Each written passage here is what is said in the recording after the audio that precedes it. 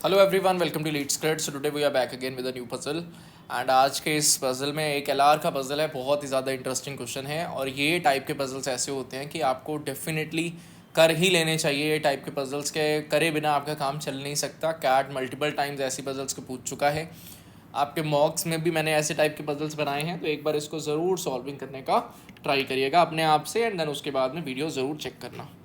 तो question statement हमें कहता है 3 reviewers A B and K are tasked with selecting question from a pool of 13 question, question 1 से लेकर क्वेश्चन 13 तक। Questions can be created by external subject matter experts, SME उनका name दिया गया है, और by one of the 3 reviewers. तो A B और के बनाएंगे क्वेश्चंस या फिर SMEs क्वेश्चंस बनाएंगे। Each of the reviewers either approve और disapprove the question that is shown to them. ठीक है, मतलब अप्रूव करेंगे या डिसअप्रूव करेंगे रिव्यू के लिए जब क्वेश्चन उनके पास आएगा। Their decisions lead to eventual acceptance or rejection of the question in the manner described below. तो कुछ terms and conditions हैं। कह रहा है if a question is created by an SME, it is reviewed first by A and then by B. अगर SME ने question बनाया तो सबसे पहले वो A के पास जाएगा, फिर उसके बाद में B पे जाएगा। If both of them approve the question, अगर दोनों लोग अप्रूव कर देंगे then the question is accepted and is not reviewed by Komal. तो कोमल का बारी नहीं आएगा। अगर दोनों के दोनों लोग डिसअप्रूव कर देते हैं क्वेश्चन को तो उसको रिजेक्ट कर दिया जाएगा और कोमल का बारी नहीं आएगा। बट अगर दोनों में से कोई एक रिजेक्ट और एक एक्सेप्ट करता है तो फिर कोमल का बारी आएगा, और कोमल पे डिपेंड करेगा कि वो क्वेश्चन को एक्सेप्ट करती है या रिजेक्ट करती है, एंड अकॉर्डिंगली ओवरऑल क्वेश्चन जो है वो एक्सेप्ट या रिजेक्ट किया जाएगा। Then the question is accepted only if she approves it. Question is created by one of the reviewers. अगर कोई क्वेश्चन जो है SMEs ने बनाया तो हमने देखा कि A B पे जाएगा फिर K पे जाएगा, depending upon A and B क्या करते हैं उस क्वेश्चन का। बट अगर किसी रिव्यूअर ने बनाया है, कह रहा है अगर एक रिव्यूअर ने बनाया, मान लो अमल ने बनाया, तो वो फैसला अमल ही है शायद, अमल ने बनाया तो बिमल एंड कोमल पे बात आ जाएगी कि बिमल एंड कोमल का क्या रिएक्शन है उसको लेके। कह रहा है if a question is created by Amal then it is first reviewed by Bimal. If Bimal approves the question then it is accepted. अगर इमीडिएट नेक्स्ट ने अप्रूव कर दिया तो उसको एक्सेप्ट कर लिया जाएगा। अगर इमीडिएट नेक्स्ट ने अप्रूव नहीं करा तो उसको जो है वो अगले पर्सन पे लेके जाएगा। अब अगला पर्सन अगर उसको एक्सेप्ट कर लेगा तो एक्सेप्ट हो जाएगा, अगर रिजेक्ट कर देगा तो रिजेक्ट हो जाएगा। ठीक है, a similar process is followed for the questions created by Bimal whose questions. ठीक ठीक ठीक ठीक ठीक, वर्किंग समझ में आ गया कि हमारे पास में ये सर्कल चलने वाला है। ए का बी के साथ में, बी का के के साथ में, के का ए के साथ में, ये सर्कल हमारे पास चलने वाला है अगर रिव्यूअर्स ने क्वेश्चन बनाया है तो। अगर हमारे पास SMEs ने क्वेश्चन बनाया तो सबसे पहले AB पे जाना है। अगर AB में एक का अप्रूवल एक का डिसअप्रूवल होगा तो इट ऑटोमेटिकली मीन्स दैट हमें अगला के बारे में चेकिंग करना होगा। Rules I hope so working पता चल गया होगा। We have 13 question available for us और 1 2 3 4 पॉइंट है। 1 2 3 question are theta based, definite answer has to be there. चौथा क्वेश्चन, पांचवा, छठा, सबके लिए आपको पूरा सॉल्विंग करना पड़ेगा। ऐसे आप डायरेक्टली सॉल्विंग करके आंसर नहीं दे सकते, पूरा सॉल्विंग करना ही पड़ेगा। तो हम लोग एक टेबल बना लेते हैं क्वेश्चन 1 से लेकर 13 तक का। 1 2 3, मैं लेफ़्ट टू राइट ले चलता हूँ क्योंकि नीचे फिर स्पेस नहीं बनेगा। 1 2 3 4 5 6 7 8 9। ठीक है, ये हमारे पास में टेबल बन गया। अब इसके बाद में कुछ क्वेश्चन किसी के पास रिव्यू के लिए जाएगा, किसी के पास रिव्यू के लिए नहीं जाएगा। हमारे पास A B एंड K का सिनेरियो है। SME के पास में रिव्यू के लिए नहीं जाना। SME can only create the question. और question 2 6 9 11 and 12 were rejected and other question were accepted. तो क्वेश्चन 2 रिजेक्ट होने वाला है, question 6 is going to be rejected, question 9 and question 11 and then question 12 were rejected and other questions were accepted. मतलब 1 will be accepted, 3 will be accepted, 4 accepted, 5 accepted, 7 accepted, 8 10 and 30, ये सारे के सारे हमारे पास में हो जाएंगे एक्सेप्ट। ठीक है, चलिए आगे मूव करते हैं। अब हमारे पास में A के पास कुछ क्वेश्चंस रिव्यू के लिए जाएंगे, कुछ B के पास जाएंगे, कुछ K के लिए जाएंगे। देखते हैं उनका क्या रिस्पॉन्स है उसको लेके। Amal reviewed only question 02, question 03, question 04 6। तो question 2, question 3, then question 4, then question 6, then question 8। ये आपका वर्किंग है भाई, आप कैसा रिप्रेजेंट करना चाहते हो, रिव्यू किया है या नहीं किया। मैंने बीच में एक स्पेस डाल दिया कि अगर रिव्यू करा है तो उसके पीछे कुछ वैल्यू आ जाएगा। सिमिलरली हमारे पास में है 10, similarly we will have 11 and similarly we will have 13 over here. This one not reviewed, तो मैं यहाँ पर लिख देता हूँ N N N and N। यहाँ पे रिव्यू उसने नहीं करा तो हमने यहाँ पर N डाल दिया, खत्म हो गई बात। Similarly we talk about Bimal, reviewed question 2 4 and then 6 through 9, मतलब 7 8 and 9। Similarly we will have 12 and 13, 12 and 13 मतलब यहाँ पे not reviewed, not reviewed, not reviewed and not reviewed and not reviewed. I hope so this thing is also clear to everyone. Similarly we talk about Komal. Komal reviewed questions only 1 से लेकर 5 तक. तो 1 2 3 4 5, देन 7 8 9, 7 8 and 9, and then we will have 11 and then we will have 12. मतलब ये वाला review नहीं करा उसने, ये वाला रिव्यू नहीं करा, ये वाला रिव्यू नहीं करा. ठीक है, यहाँ पे हम लोग लिख देते हैं क्वेश्चन क्रिएटेड बाय, या क्रिएशन लिख देते हैं, क्रिएशन या क्रिएटेड बाय. ठीक है, ये क्रिएटेड बाय का हमने सिनेरियो लिख दिया कि भाई किसी ना किसी ने क्रिएट किया होगा, जो भी क्रिएट करेगा वो यहाँ पे हम लोग जो है वो रख देंगे. अच्छा, अब अगर एसएमई कोई क्वेश्चन क्रिएट करे तो हमें ये पता है एसएमई के क्वेश्चन क्रिएट करने पे 2 लोगों को कम से कम रिव्यू करना पड़ेगा. अब यहाँ पर क्वेश्चन 1 की अगर हम बात कर रहे हैं, ओनली के जो है वो उसको रिव्यू कर रहा है और ए बी उसको रिव्यू नहीं कर रहे हैं, तो it automatically means that this question will be created by B. B ने क्रिएट करा होगा, बी के क्रिएट करने से के का बारी आएगा और वो क्वेश्चन अल्टीमेटली जो है वो एक्सेप्ट भी किया जा रहा है. मतलब के ने उसको जो है वो अप्रूवल दे दिया कि भाई ठीक है क्वेश्चन ये बढ़िया बना है. बात समझ में आया. Similarly we talk about 2 question was rejected and तीनों ने रिव्यू करा.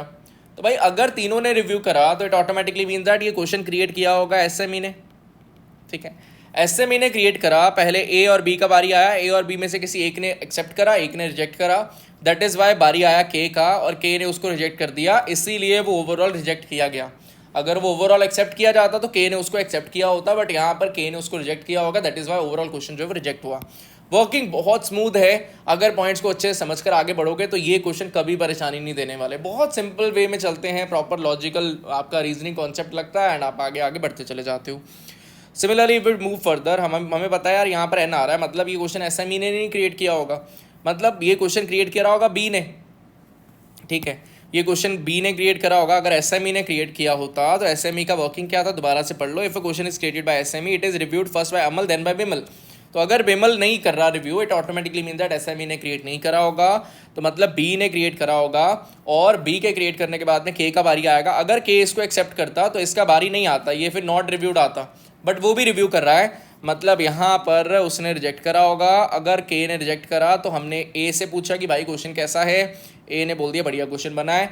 दैट इज़ वाई वो ओवरऑल क्वेश्चन जो है वो सिलेक्ट किया गया. I hope so this working is absolutely clear to you. कोई परेशानी आपको यहाँ पे नहीं आया. Similarly we talk about question 4 को भी एसएमई ने क्रिएट किया होगा. That is for sure SME ने क्रिएट किया होगा. अगर एसएमई ने क्वेश्चन ये क्रिएट किया है तो पहले ए बी के पास गया होगा. अगर ए बी के पास में गया होता तो दोनों ने या तो सिलेक्ट करा होता या रिजेक्ट करा होता. अगर दोनों सिलेक्ट करते या दोनों रिजेक्ट करते तो के का बारी ना आता, बट के का बारी यहाँ पे आ रहा है, के को भी रिव्यू करना है ये क्वेश्चन. तो इट ऑटोमेटिकली मीन्स दैट ये पहला किसी ने सिलेक्ट दूसरा रिजेक्ट, या फिर पहला रिजेक्ट दूसरा सिलेक्ट किया होगा. अब ये ओवरऑल क्वेश्चन जो है वो सिलेक्ट हो रहा है, तो इट ऑटोमेटिकली मीन्स दैट के ने उसको अप्रूवल दे दिया होगा कि सही क्वेश्चन बनाए. ठीक है. Similarly we talk about question 5. दोनों ने इसको नॉट रिव्यू करा, मतलब एसएमई ने क्रिएट नहीं करा. अब अच्छा बारी के का आया, मतलब बी ने इसको जो है वो क्रिएट किया होगा. एंड अगर बी ने इस क्वेश्चन को क्रिएट करा है और अप्रूवल मिला है ओवरऑल, मतलब इसने इसको अप्रूवल दे दिया यहाँ पे कि भाई बढ़िया क्वेश्चन बना है, बहुत बढ़िया, शाबाश. ठीक है. सिमिलरली आगे मूव करने का ट्राई करें. क्वेश्चन रिजेक्ट हो रहा है और यहाँ पे नॉट रिव्यूड है और यहाँ पे बारी या तो के ने क्रिएट किया हो.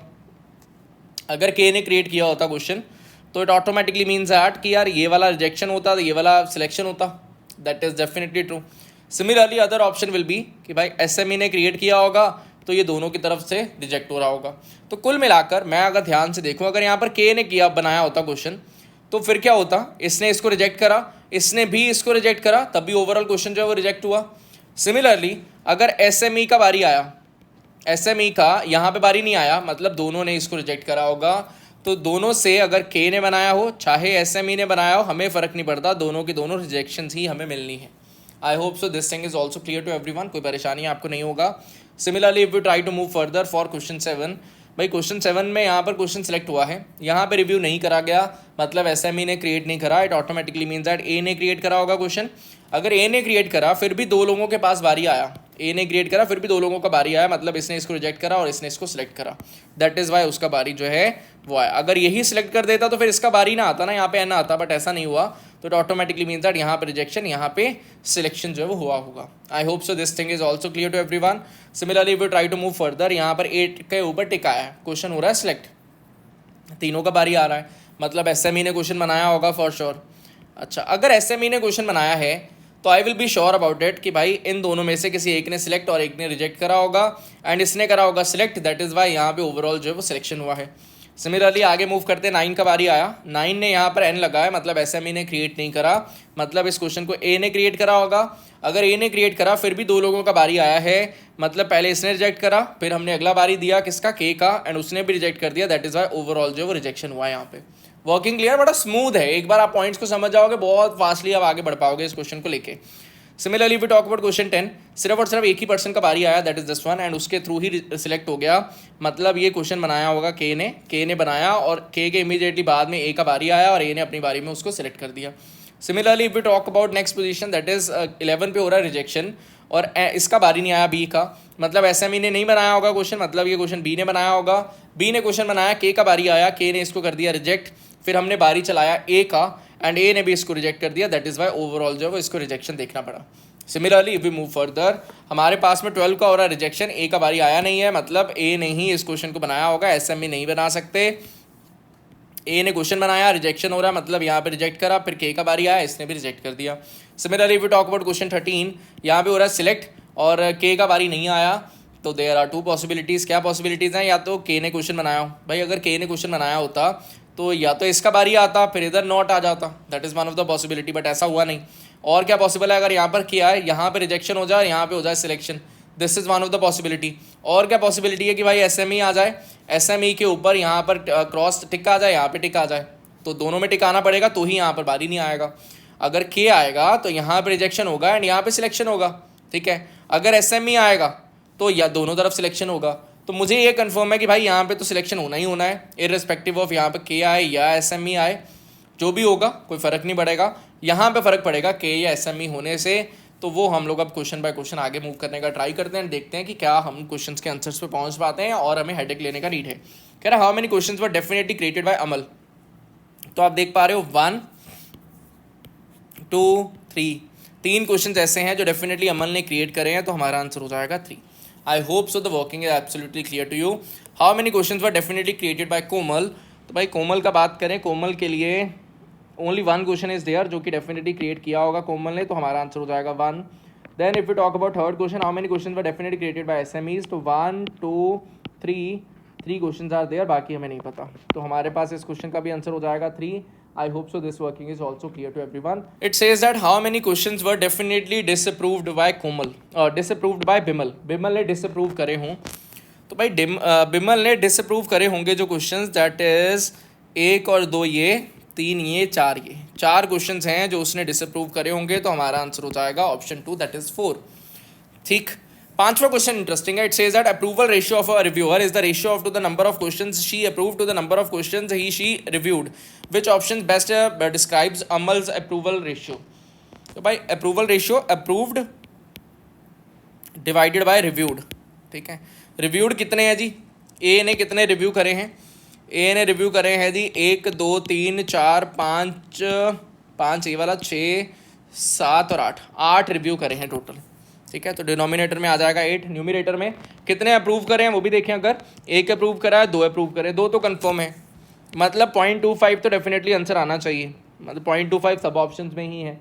मैक्सिमम वैल्यू देखें कितने अप्रूव करे हो सकते हैं, तो भाई 1 2 3 4 और हो सकते हैं, मतलब 4 + 2 that is equal to 6 divided by 8, और we can say that 3 divided by 4, और वी कैन से दैट 0.75, तो मतलब हमारा वैल्यू आ जाएगा lies between 0.25 and 0.75। I hope so this working is absolutely clear to you.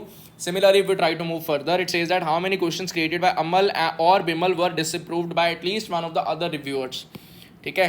how many questions created by Amal और Bimal, ठीक है। तो बिमल ने ये बनाया बट किसी ने भी डिसअप्रूव नहीं करा, एटलीस्ट 1 ने डिसअप्रूव किया हो, बी ने ये बनाया, ये डिसअप्रूव हुआ, मतलब एक इंस्टेंस हमें मिल गया। सिमिलरली हमारे पास में बी ने ये बनाया, कोई भी डिसअप्रूवल नहीं मिला। सिमिलरली ए ने बनाया, डिसअप्रूवल मिल गया, एक और बारी मिल गया हमें। सिमिलरली हमारे पास में अगला इंस्टेंस की बात करें तो ए ने बनाया, डिसअप्रूवल एटलीस्ट एक मिल गया, तो this will also be counted. Similarly आगे मूव करा, बी ने बनाया, कम से कम एक डिसअप्रूवल चाहिए था, मिल गया। सिमिलरली और आगे चला, ए ने बनाया, एक डिसअप्रूवल चाहिए था, मिल गया। So total value will come out to be equal to 5 times 1. That will be 5. That is second option will be our answer. I hope so the whole puzzle is clear to everyone. ये questions के साथ आपको confident होना चाहिए, comfortable होना चाहिए, ये necessity है अगर आप एक्चुअल में कैट जो है वो क्रैक करना चाहते हो. ये परेशानी वाले पजल्स नहीं है और नए पजल्स नहीं है, ऐसे बनते रहते हैं रेगुलर बेसिस पे. आई होप सो आपको क्लियर हो गया होगा. बाइनरी का जो कॉन्सेप्ट होता है ना, ट्रुथ एंड लाई, जो हमने पढ़ रखा है क्लासेस में, अगर आप उसके साथ कंफर्टेबल हो तो ये क्वेश्चंस आपके लिए डेफिनेटली डुएबल कैटेगरी के क्वेश्चंस बन जाते हैं. I hope so this is clear to everyone. Thank you. Bye bye.